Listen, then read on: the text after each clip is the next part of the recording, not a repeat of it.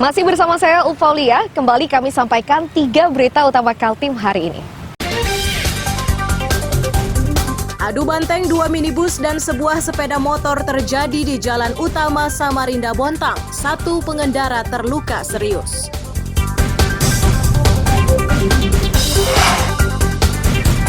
Direktorat Reskrimum Polda Kaltara mengungkap perkara tindak pidana perdagangan orang. 19 orang ditetapkan sebagai tersangka dan 12 orang masih diburu.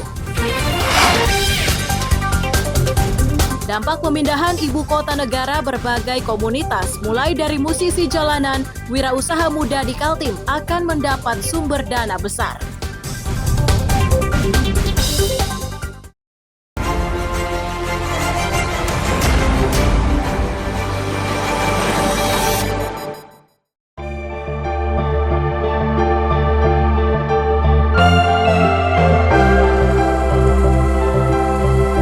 Seorang bocah laki-laki terkunci di dalam rumah kontrakan orang tuanya di Jalan Damanhuri, Gang Melati 3, Sungai Pinang, Samarinda.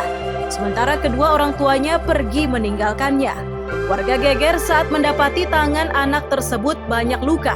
Temuan ini dilaporkan kepada polisi.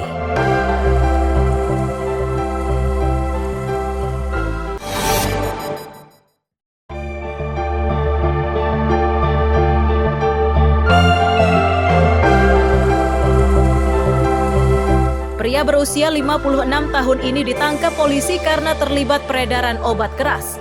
Dari tangannya disita 620 butir jenis double L atau dikenal dengan sebutan pil koplo. Pelaku mengaku obat terlarang tersebut ia beli dengan harga Rp1 juta. Selanjutnya ia akan menjualnya secara eceran. Atas perbuatannya pelaku dijerat Undang-Undang Narkotika dengan ancaman hukuman 20 tahun.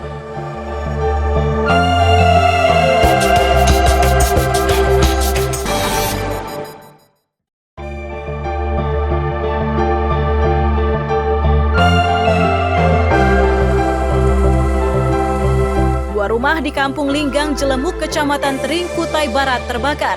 Api cepat membesar dan meluas karena bangunan terbuat dari kayu. Kepala desa menyatakan damkar terlambat tiba karena lokasinya cukup jauh.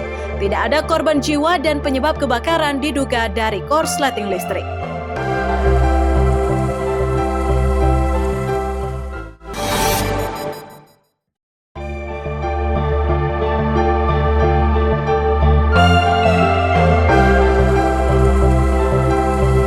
Pria dan wanita yang digelandang polisi di Samarinda ini merupakan pelaku penganiayaan anak.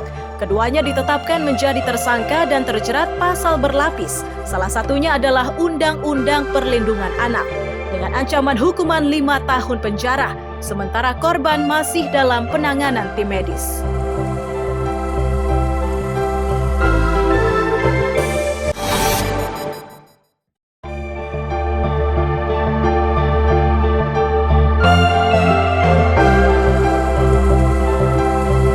Ratusan pengemudi daring berunjuk rasa di depan kantor Maxim di areal Komplek Pertokoan Balikpapan Baru, Balikpapan Selatan. Tujuan mereka adalah menuntut perusahaan tersebut agar menyesuaikan tarif angkutan sesuai dengan surat keputusan Gubernur Kaltim. Jika tidak segera diubah, para sopir daring akan kembali turun dengan massa yang lebih banyak.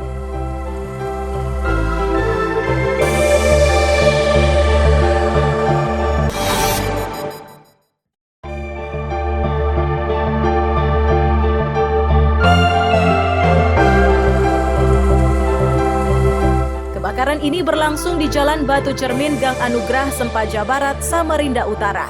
Api cepat membesar dan meluas karena sebagian bangunannya terbuat dari kayu. Tercatat 2 rumah yang hangus dan salah satunya tidak bersisa. Selain itu terdapat sebuah sepeda motor yang ikut terbakar. Tak ada korban jiwa dalam kebakaran ini, sedang penyebabnya masih diselidiki polisi.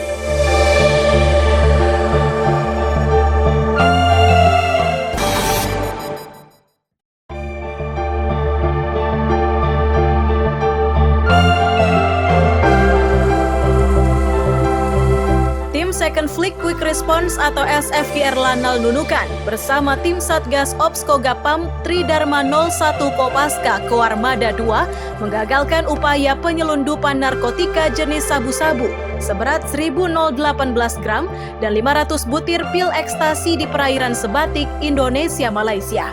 Saat ini petugas masih terus memburu pelakunya yang melarikan diri ke Malaysia.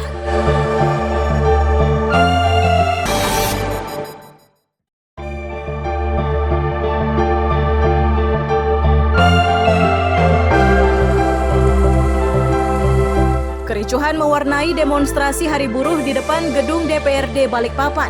Bentrokan ini diduga akibat kesalahpahaman. Bermula saat pedemo membakar ban yang kemudian dimatikan petugas. Tak terima dengan pemadaman tersebut, keduanya terlibat bentrok. Ketegangan menyurut setelah mahasiswa mundur.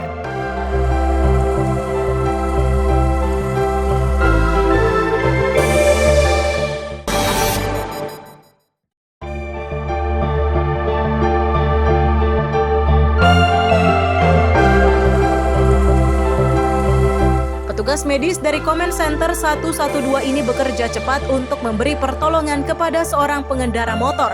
Pengendara berjenis kelamin laki-laki itu mengalami luka serius setelah sepeda motor yang dikendarai menabrak bagian belakang truk. Kecelakaan di Jalan PM Nor Gunung Lingai, Kecamatan Sungai Pinang itu menyebabkan pengendara motor meninggal dunia.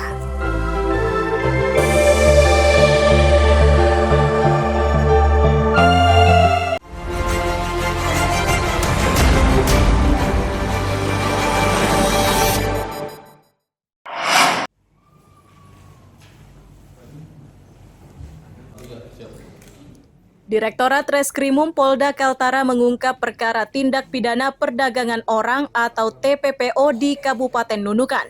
Sejak Januari hingga April 2024, 19 orang telah ditangkap dan dijadikan sebagai tersangka.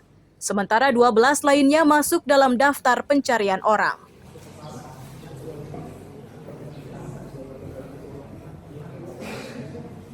Dari upaya tersebut, petugas menyelamatkan sebanyak 102 orang. Para korban ini mayoritas berasal dari Pulau Sulawesi dan Nusa Tenggara Timur. Mereka tergiur bekerja di Malaysia karena terpikat janji dari para pelaku.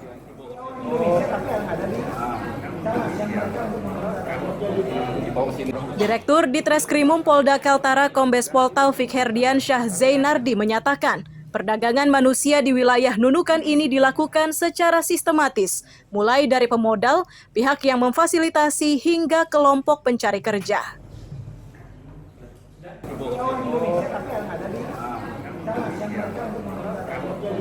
Ini tidak mungkin dia bekerja sendiri, ya. Ini bukanlah jaringan atau sindikat. Tadi yang saya sebutkan, ada yang berpihak sebagai membiayai mungkin. Memerlukan itu ada bekerja ada di wilayah Malaysia. Kemudian partner ada di wilayah asal. Nah, yang ada di sini itu adalah orang yang memfasilitasi bagaimana tadi yang calon pekerja migran yang ada di asal ini dapat sampai tujuan di Malaysia. Kalau tidak ada peran serta mereka perannya di sini membantu memfasilitasi, tentunya calon migran ini tidak bisa menyeberang ke wilayah luar wilayah Indonesia. Para tersangka dijerat pasal tentang pemberantasan tindak pidana perdagangan orang dengan ancaman 15 tahun penjara. Amir Hamzah melaporkan dari Nunukan, Kalimantan Utara.